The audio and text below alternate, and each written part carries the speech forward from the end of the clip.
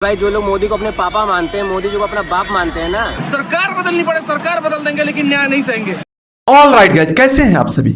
ठीक ठाक हैं कि नहीं?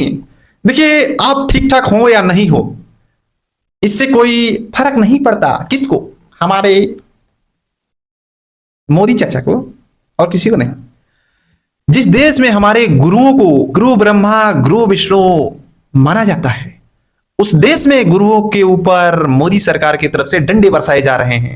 इस चीज के बारे में आपने जान लिया होगा कि हाँ भाई, हम सरकारी भर्ती निकालेंगे नहीं। ये तानाशाह सरकार ऐसे काम कर रही है ना, इसका खत्म होना बहुत जरूरी है। आप रोजगार मांगने मत आइए हमसे, हम रोजगार नहीं दे रहे हैं। आप क्यों धरना प्रदर्शन कर रहे हैं? इसलिए लाठी डंडे पड़ रहे हैं गुरुओं पे। शकल से देख के कहीं तुमको लग रहा है कि एसएससी के एग्जाम सेंटर है। देखिए, ये दादी अम्मा बैठे। क्या मोदी जी आप गुरु से पढ़े नहीं? ओहो, हम तो भूल ही गए, आप तो पढ़े नहीं है ना, भिक्षा मांगे हैं। 40 साल मैंने भिक्षा मांग करके खाया है। गलत आदमी से सवाल कर दिए, सॉरी।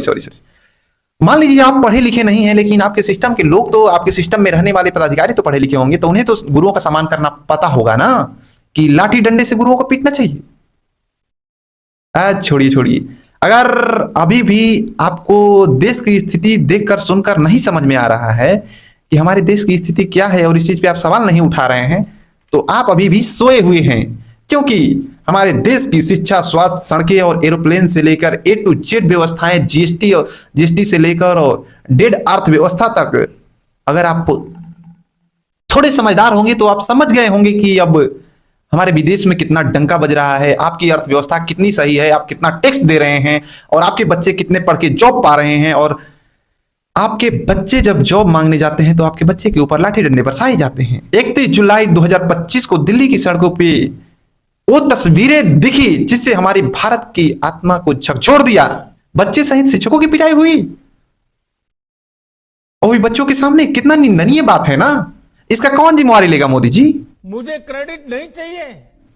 आप तो किसी मंत्रियों को भी मंत्री नहीं छोड़े।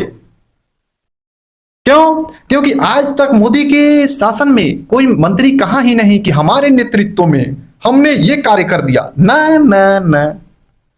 हमारे मोदी जी के नेतृत्व में अगर हमारे एजुकेशन मिनिस्टर का अगर आप प्रोफाइल खोल के देखेंगे तो किसकी एक भी एजुकेशन से रिलेटेड पोस्ट नहीं मिलेगी आपको।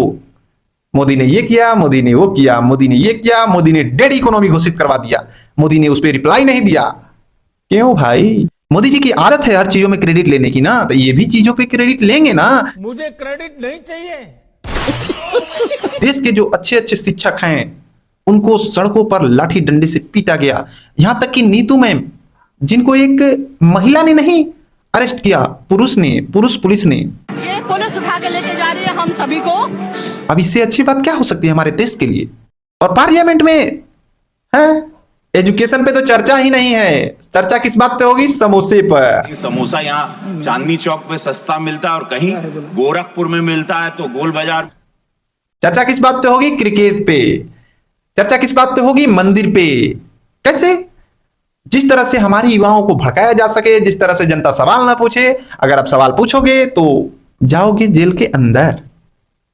इसीलिए बीजेपी से सवाल पूछने की कोशिश ना ही करो तो अच्छा है।